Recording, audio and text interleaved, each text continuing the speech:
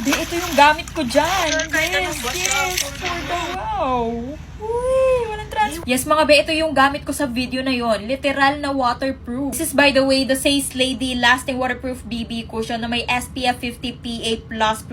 And I am so happy because I got all of the shades at swatch natin sila ngayon para makapili kayo. Okay, mga be, swatch na natin. This is shade number 1. Here we have shade number 2. Tamang be, ang next natin ay shade number 3. Finally, we got shade number 4. The darkest shade. Pasensya na kayo, hindi ako marunong mag-explain ng mga shade. Kaya ayan, tignan nyo na lang at pumili kayo dyan kung anong babagay sa inyo. Pero hindi naman ako papayag ng matapos ang video na to na walang coverage test. I'm using the shade number 1 at tignan mo, kahit konting press lang mga be, nandyan na agad yung product. Kasi marami talaga tong laman be. Tama na ang dada, eto na ang coverage test.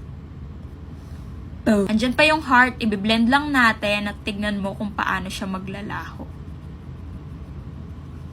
Dips, ang linis ng face ko. Tignan mo, kahit hindi ko na siya i-dip ulit, ang dami talagang nalalagay sa mukha in just one dip. Kompleto na yung kalahating mukha. This is before. Ayan, napakadaming blemishes and redness.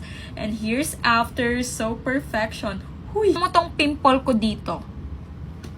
Blends out on the skin so nice. Here's the look on my whole face. Gustuhan ko talaga yung performance nito on my face, kaya naman very much recommended ko siya. At nilagay ko na siya dito sa may yellow basket dito para makapag-check out na rin kayo. Like, it's so good. Yeah, bili na kayo dito, Bebs. Yun lang. Bye!